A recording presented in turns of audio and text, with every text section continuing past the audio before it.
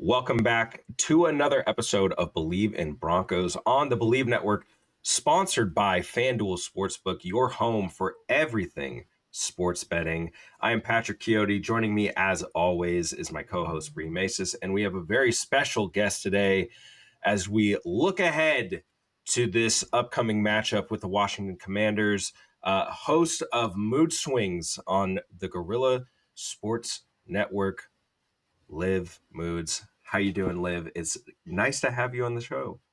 Yes, thank you so much for having me. I'm doing good. I think this is probably the most like mentally stable I've been all season long, and it's because we're coming off of a bye week. So I didn't have to stress. I was chill. I actually got to get stuff done on my Sunday and just watch football and not feel like, my heart was going to explode out of my chest. So yeah, this is probably the best I've been. Now, if you ask me again in a week, I'm sure I'll be, stressed and anxious and all the things, but right now I'm feeling okay.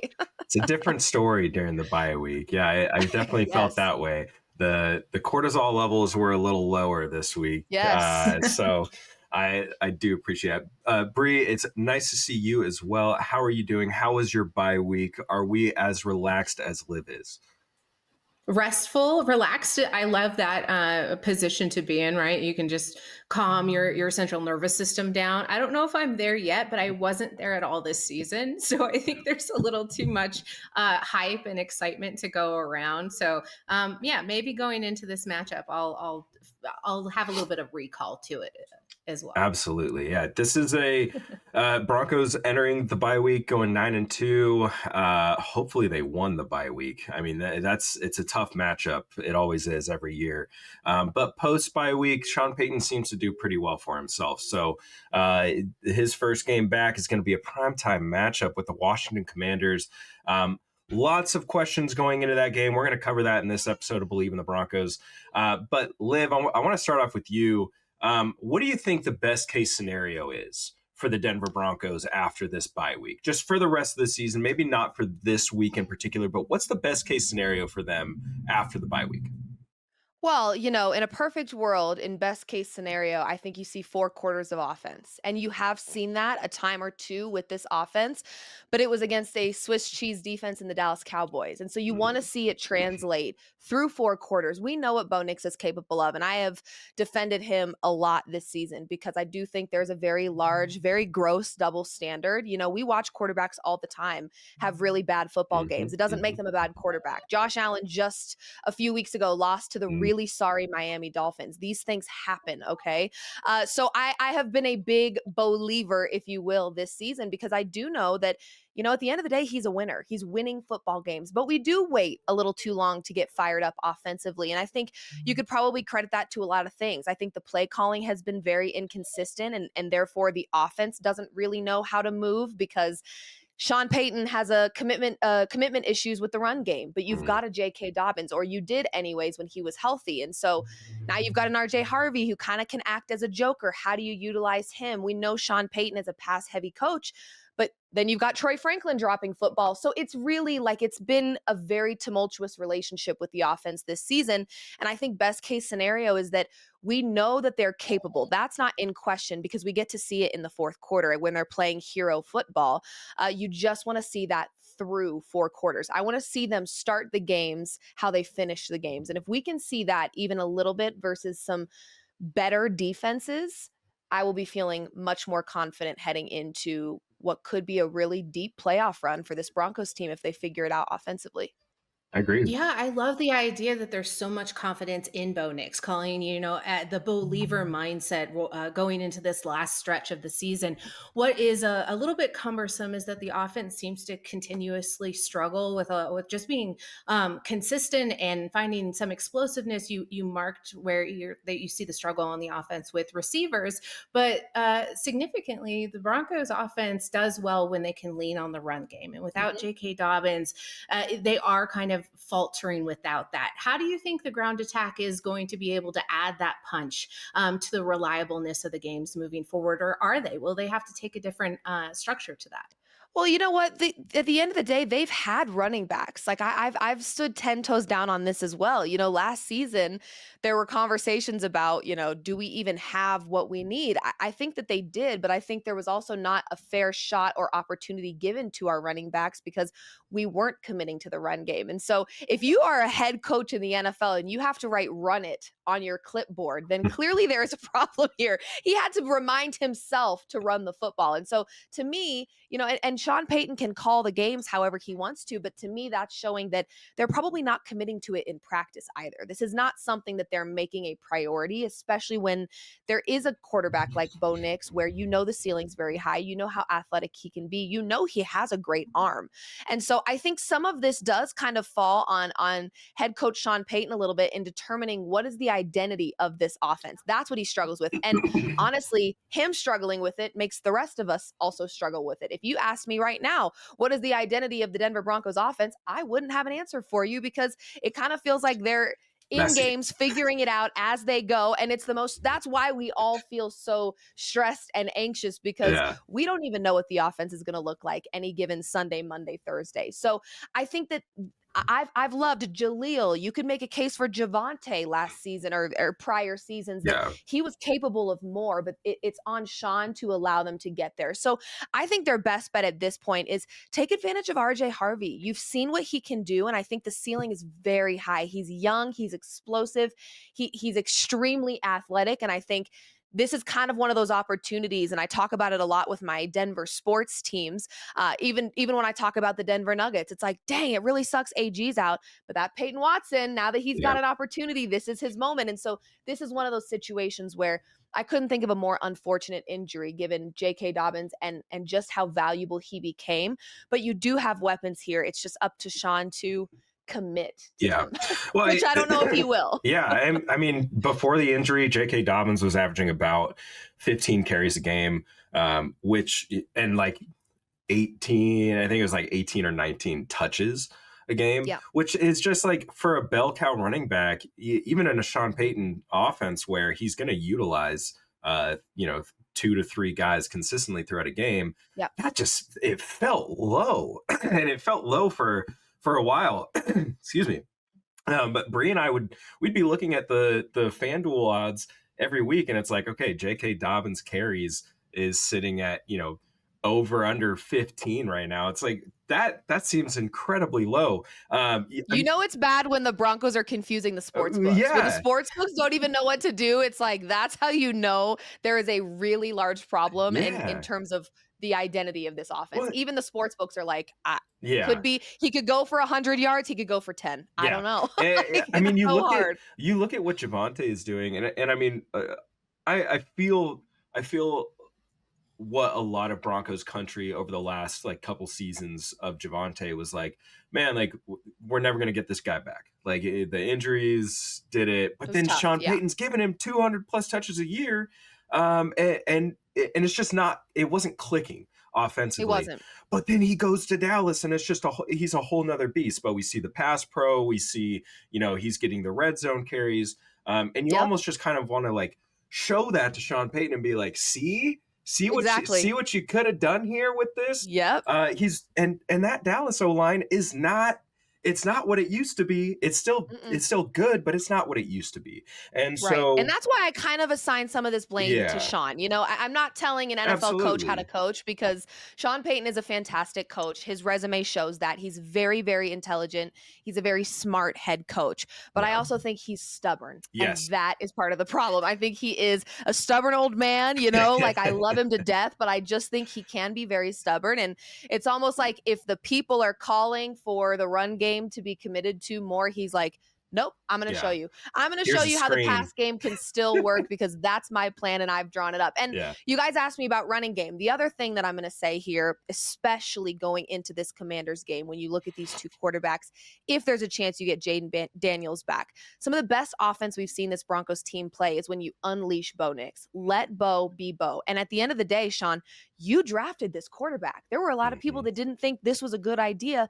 You saw something in Bo Nix that you loved enough to bring him here. And so I think there's a lack of trust sometimes between Sean and Bo Nix. I think Mm, at the center of it all, Sean believes in Bo Nix, but does he trust Bo Nix? And that is the bigger issue. And I honestly think some of the best offense we've watched this team play is when Bo Nix himself is the run game. Let him go. Like, just free him season. from his cage and let him take off, because he is athletic. He's really hard to sack. He's a very, very mobile quarterback. And I just feel like that's the best version of himself. I think he Yeah. can wear many hats, but when he gets mobile, to me, that is when you really watch him kind of take the game, take the bull by the horns and win these football games for this team. So if you don't have a J.K. Dobbins, which they don't, unfortunately, going into the remainder of the season, Bo Nix being mobile, to me, feels like a really, really smart decision. Now, it's not up to me, but Yeah. I would love to see him. There's times where he hesitates and now he's running, horizontally instead of vertically. And I am like screaming, foaming at the mouth like a rabid animal, saying, just do it yourself. Like, Yeah. just go. You're so good. Just go. So More I would design love to see runs. more of that, especially if you've got a Jaden Daniels who will be doing the same. I think that would be Yeah. a really, really great idea. But what do I know? More design runs, more design runs. Yes, And I mean, that's kind of what you have to build when totally. your power back goes out, and the screen game is very vanilla. You got Yes. to figure out new ways to run the football. And Liv, as an offensive play caller myself, I also have run the damn ball on my sheet. At least in three separate places, I have it written. Yes. Sometimes with a little smiley face, sometimes with a Sometimes a little frowny frowny face. face, but Yeah, absolutely. That sounds about right. run That the sounds damn about right. ball. Liv, Bria, I'm going to start this question with you. Okay. What do you think the Broncos need to do in this final stretch of games to prove that they're a contender and not a pretender? Bree, we'll start with you, and Liv, I want you to answer this question as well. Yeah, I'm interested to hear what Liv is going to say, because she touched on a lot of what I think Sean Payton needs to do. And he's really kind of fanatic about the late season adjustments. Mm-hmm. So leaning into what the roster actually does best has to be at the top of his mantra. Like, write that at the top of your play sheet if that's what we're going to do, because you have to streamline the offense. I think we've been screaming from the mountaintop for fewer formations, more up tempo. And on top of that, I think game management needs to be sharpened up in the latter part of the year, because that is actually going to be what separates you from football teams. Because I feel like what the realistic final record for this Broncos team could be winning out. It's potentially their ceiling here, but they have too many of the flaws that really rally into the remaining inconsistencies, which happen to be self-inflicted. They're penalties, etc. So to separate yourself from playing down to your competition, they could easily go into Washington.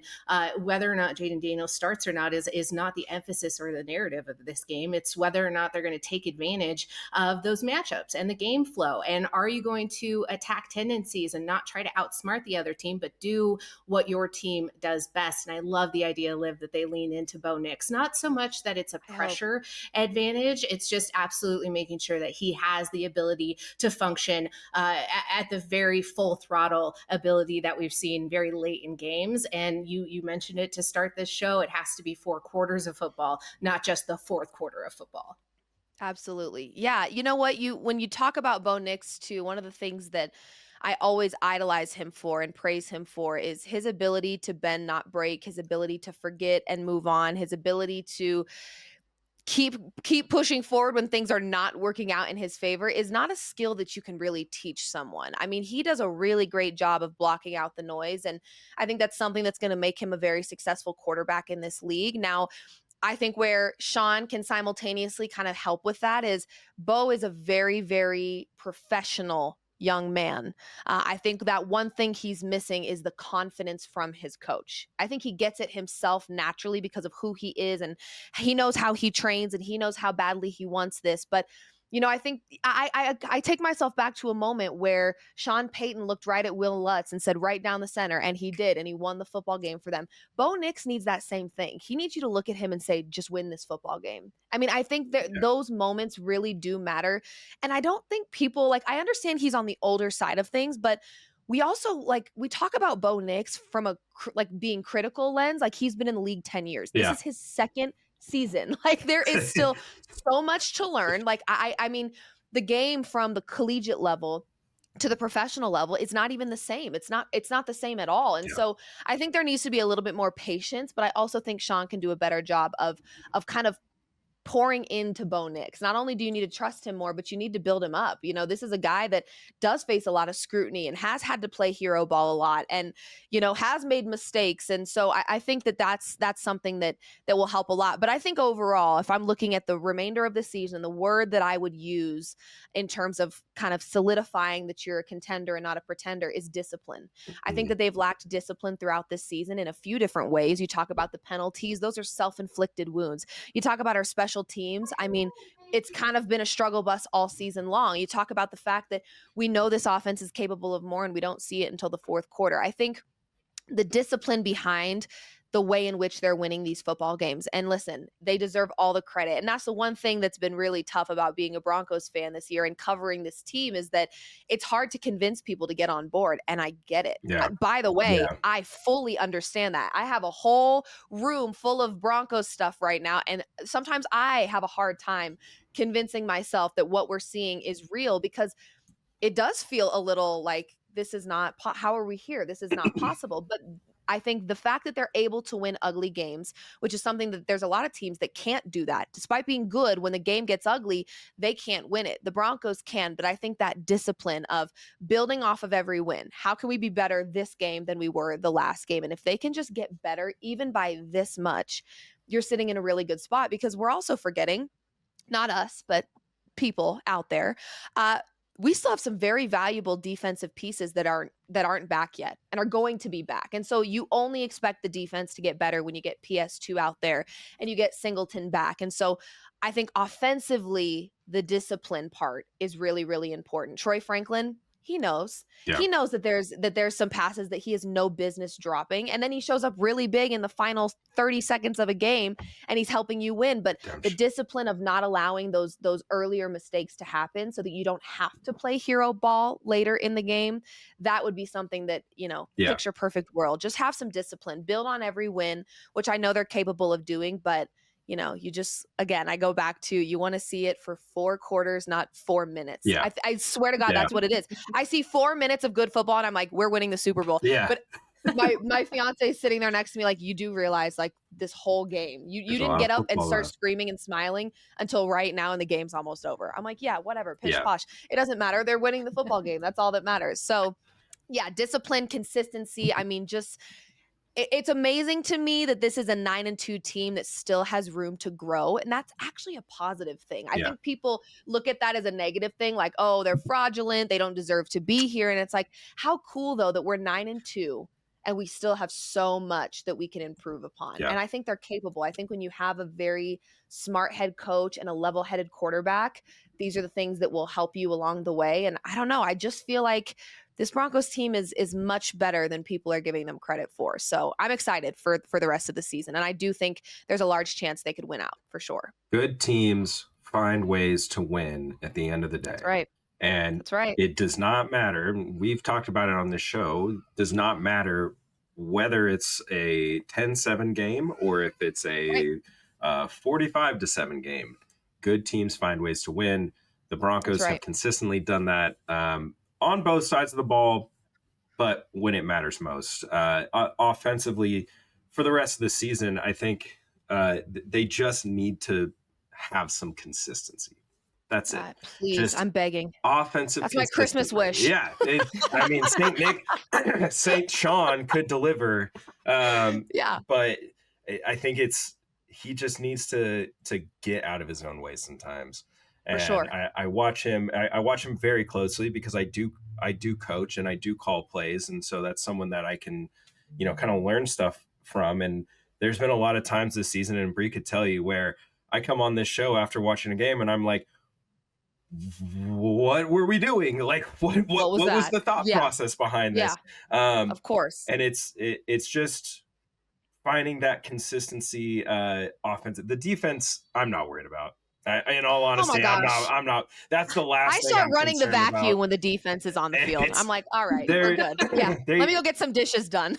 I was looking at it, and it was like 3rd down conversions by defense, and the Broncos are at like 28 28.4% or something like that.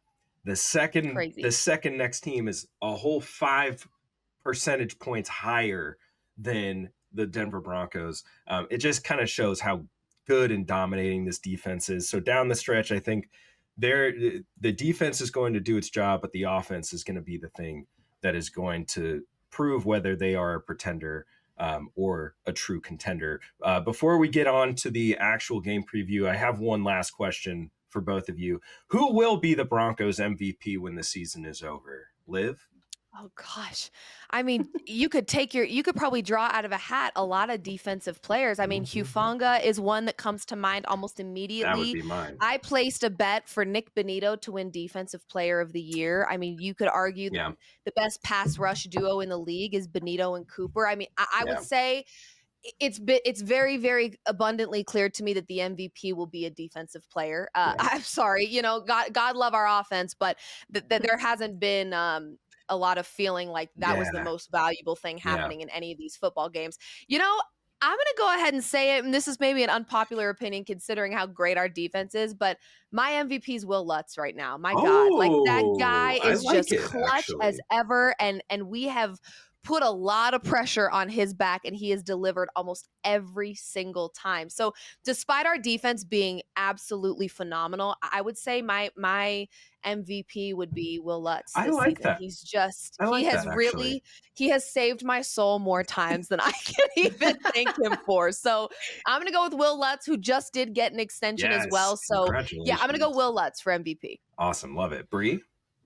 I absolutely love it because as I was thinking about it, Will Lutz is the guy that Sean Payton has been pouring into lately. You see the sideline interactions of him really calling shots, like giving him that utmost confidence. Maybe it's because Bo Nix doesn't necessarily need it. There's not really those clutch moments. I'm sure the interactions are like that in the fourth quarter and why we see a little bit more robust efficiency from that offense. But yeah, when you're talking about in general, Bo Nix, I don't know. He has to play mistake-free football right now, and as he continues to get better at that, I could see him having like contention for that spot. But I love the call out to Bonito and Cooper. Honestly, the more Cooper takes off Bonito's plate, the more Bonito has the opportunity to get home and get home quicker. So I could see that continuing to climb. But I like the idea of Pat Surtain coming back and being the guy who gets to make up for lost time and really change the identity of this defense. Because right now it's all about cohesion, and you're missing your star player at a position that's of high value and is good for at least 7 points a game. So when Pat Surtain comes back, does the identity of this team kind of catapult further? And maybe it erases some of that pretender benchmark. So I could see PS2 coming back. I could see him, adding to this vaunted defense, and the idea of turnovers, takeaways, an interception or two really changes the narrative of this team, because it's what's been missing this entire season. I talk about Pat. I talk about this with Pat probably too much, because I'm like, if they could only capitalize on some a pick six, for God's sakes. I think we'd be in a different sort. And Barron finally got one, and then it got ripped away. I was like, come on, it's horrible. I love both of those picks. I think I think it's valid for both. Will Lutz has been arguably the Broncos' most consistent kicker for a long time. I mean, all love to McManus, but like Will Lutz has been a lot more clutch, especially. And if we're being honest, I don't want it to have to come down to Will Lutz. That's what, that's aggravating to me in itself. It's like, why every game are we sitting here waiting? Like, it's like, it tears me up inside, because I'm like, this was so preventable. That being said, he has just been steady. I mean, it's so funny. I'll tell you this brief story. We were sitting at the Giants game. I got to be at the very historic Giants game, and my gosh, it was probably the best football game I've ever attended in my entire life. And we had some Giants fans behind us that were so kind and so sweet, and we were kind of letting them do their trash talking throughout the game, because as you guys know, that game, we were as the fourth quarter was approaching, I was like, congrats guys, woo, go celebrate, nice job, whatever. And then as the comeback starts to happen, and it was so funny, we get to the very end, those 33 seconds left, and Will Lutz is lining it up, and the guy behind me is like, hey, so how good is your kicker? And I looked at him and I said, you're going to lose this football game. And he was you're going to lose this one. So I will say, Will Lutz, man, I think he's just one of those guys that when he lines it up, it's like, okay, we're good. All right, I'll go start the dishes again. But I hate that it has to come to that every time. I hate it. I don't think I've felt that. I don't think I've felt that way about a kicker since like the Prater days, honestly. Like that, when I remember watching Prater, and it was just like, yeah, from like 50 plus, this guy's got it. Like I'm good. I think though, you mentioned Hufanga as the, as an MVP caliber guy, and Bree bringing up the fact that Pat's been out for the last 3 games. Hufanga's been, I mean, that's been a guy that we talk about on this program a lot. And for me specifically, when Pat was out, the defense didn't really drop all that much. In fact, they were just as dominant. And I credit a lot of that to Hufanga. His communication in the back end has been stupendous. He flies all across the field, probably one of the best run defending safeties in the league. This guy has been a home run hire, and the fact that he's been able to stay healthy for this whole season is just phenomenal. So my MVP is going to be Talanoa Hufanga. What a signing by this Broncos front office. And Vance Joseph has just done an absolutely amazing job. And I have to mention too, really quick, because he's one of my very close friends. And I just, every time we hang out and spend time together, I'm like, you are an absolute badass. You really, really are. And that's Brandon Jones. I mean, I think he came into this very quiet. And by the way, that's kind of who he is as a human as well. And it cracks me up because he's the kindest, most humble, most, sweet human. And then he gets out there. And I recently just saw him and I said, you were a menace versus the Kansas City Chiefs. What was wrong with you? Like I was getting scared. And it's so funny because I don't know, from the TV angle, if you're watching at home, you always get a much better view of these players when they're trash talking and whatever. Brandon Jones always does it with a smile on his face. I mean, he has a 100-watt smile and he's so like polite about it, but he has been an add to me that kind of made us forget about Justin Simmons and how sad that was for Broncos country. And he is everywhere. And I told him that the last time I saw him, I was like, I blink my eyes and you and Hufanga are flying across the screen like Batman. And I don't know what is going on, but he as well to me has been and maybe I'm biased because he is a friend of mine and he's a wonderful human, but he really, lights out. I don't know if we talk about Brandon Jones enough. No, he because needs more really appreciation. Has been he does. So crucial defensively for this team. And I think you put him and Hufanga together and that has been just a beautiful thing. So I have to give a shout out to him because he doesn't even give himself the credit he deserves. So I'm like, I will go ahead and do that for you. He was one of those quiet ads that has been really loud. And I really think our defense is just all around solid. He was one that a lot of people were like, we're signing this guy. Like, really? We're signing this guy? And he was awesome last year. He's been great this year. I'm really happy. Another guy that I'm really glad is still healthy. But from what I'm gathering, from what you're saying, Liv, is that we have a new smiling assassin in the Mile High. Steve Atwater might be I think so. When he got his did you guys see when he got his interception? I don't remember which game it was again or who he was playing against, but Brandon Jones got an interception and the photo that they got of him, he had his tongue completely out at the opposing team. And I was like, the next time I saw him, I'm like, so what was that about? He's like, did you like it? I was like, yeah. I mean, were you just having fun out there? Were you taunting them? He's like, I actually don't even remember what I was saying, but yeah, I was definitely feeling myself. So he just, you know what the defense is like? I would love to like go party with this defense. They just feel like they have so much excitement and energy. And I just feel like they've got a good dynamic and chemistry. And they're just all great. All great. Plus, you would feel so safe. Just every single one of them. No one's messing with me. Right. That is a great point. That's probably the safest I'll ever feel in my life. DJ Jones and Malcolm Roach, new versions of the Secret Service. That's the Secret Service right there. Big game coming up this week. The Denver Broncos taking on the Washington Commanders in Washington, D.C. Primetime game. It's going to be a big matchup. Let's kind of look forward to this game. Liv, or Bree, let's start with you. What's your big key to this game?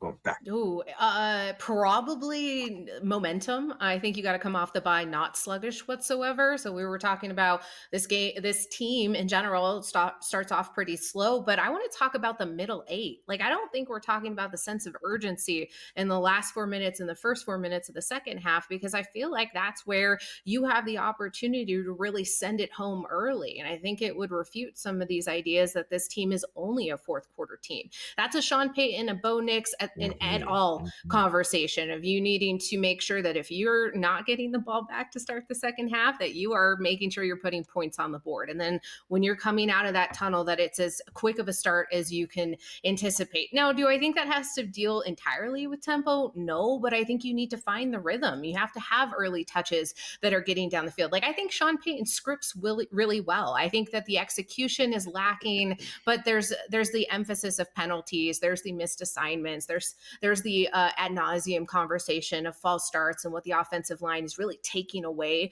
from a lot of their brutal dominance. And I think when the offense stalls, the Broncos can become really predictable. And I think that's where you need to maintain the sense of aggressiveness. You have to stick with what you're doing well, and then you have to have discipline. So if you have a little bit of fatigue going on, I understand the rotational discipline that's going on, but within the emphasis of what this team does well, they have to do it when it matters the most, and they can't just be a team that plays from behind the sticks. If they avoid all of that, then they're a really clean football through all phases of the game, and that sounds like a recipe for success, because we're seeing them do so much more with a lot less. Yeah.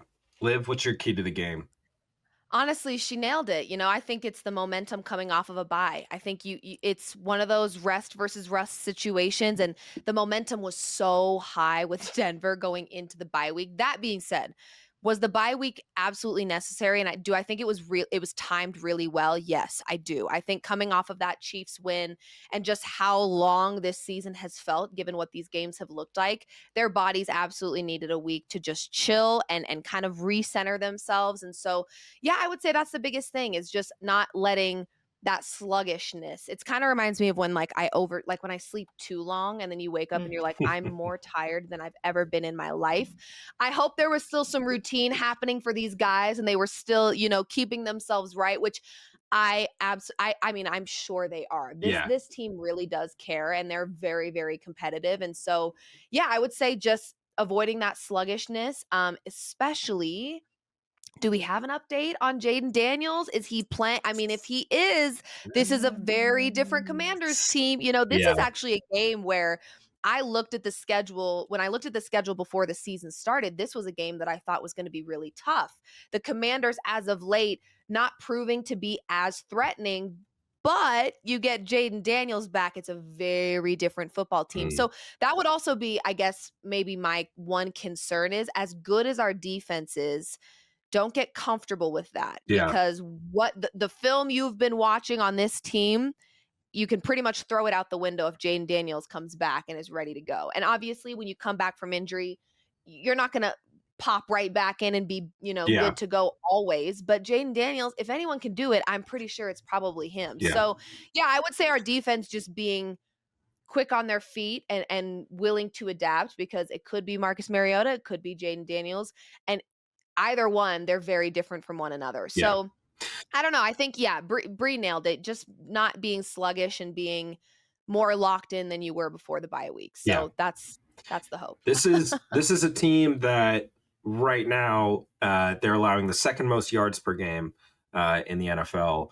Top 10 in both rushing yards allowed and passing yards allowed. Fourth in points allowed on the defensive side. So my key to the game is don't play down to your opposition. This offense, God, they do that a lot, don't they? And they do. But this offense, you've got a team that is struggling on defense, not struggling of talent, but just struggling of scheme. They really get pushed around a lot. And this is an opportunity where you can use some of those weapons. You can use Bo Nix in the run game. You've got to get something going. Whether it is Marcus Mariota or Jaden Daniels on the offensive side, this is a defense that is one of the best in the league.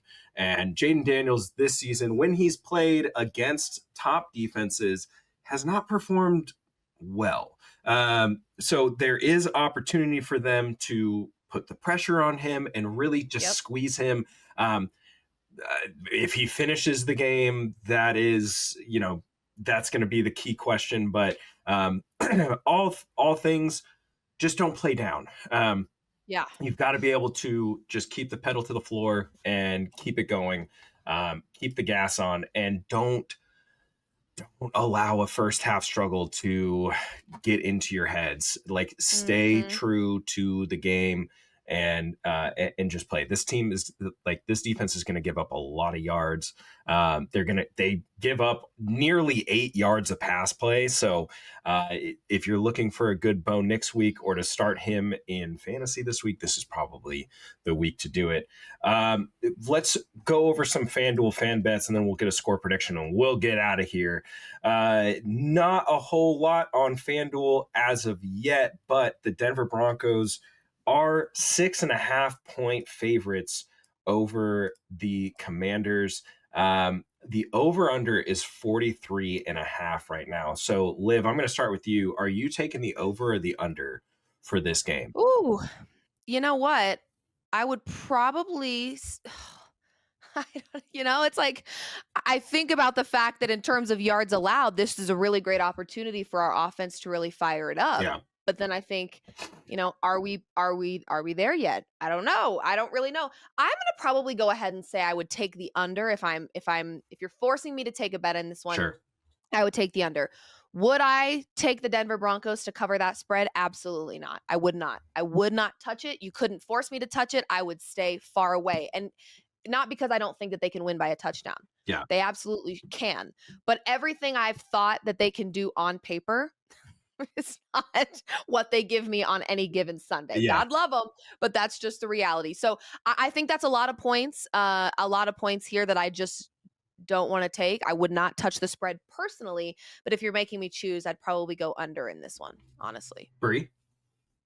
I think I'm going to go the other direction. I think that it's a 10-point game if you get some defensive production, right? Like if all goes according to plan, and I don't even think that it necessarily has to be different lines of thinking if I'm going the other direction. I think it happens to be one play, one swoop. Like you have a Jaquan McMillan masterclass again, and he ends up picking off the ball and running it back. Like you have those circumstances that can bode really well for the Broncos team separating themselves from the Commanders. And you're right that whether or not Jaden Daniels or Marcus Mariota starts this game does change kind of your prep as far as schematically goes on defense. I don't know if necessarily their talent does. I like what Jaden does in flashes, but I think he would be just wildly uncomfortable against this defense. So I don't see the Commanders scoring a whole lot of points, but I do see the Broncos creating some separation. So in order to pass the over, I think it has to be a higher scoring affair. I would like go 27-17 and call it good from there. I don't think it's going to be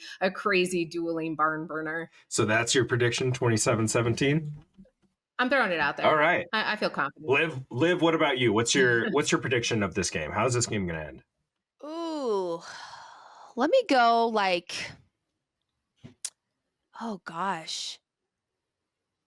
This is a tough one because again, there's just so many, unanswered question marks. And again, the Jaden Daniels thing does kind of change a little bit of my way of thinking. If we find out he is good to go, he's ready to go, then I think Bree's absolutely right. The over feels like a safer bet there. But one thing I also want to say is if Jaden Daniels is on the cusp of being 100%, the last team I would want him to play is this Broncos defense. If he's not fully healthy, do not put him out there. Like Don't let him stay out there. I am actually begging that organization. If he is not I'm talking 100% cleared, ready to go, 100% back, this is not the defense that you throw him back into. It's just not. That would be a recipe for disaster for the Commanders. But I'm going to say 24-14.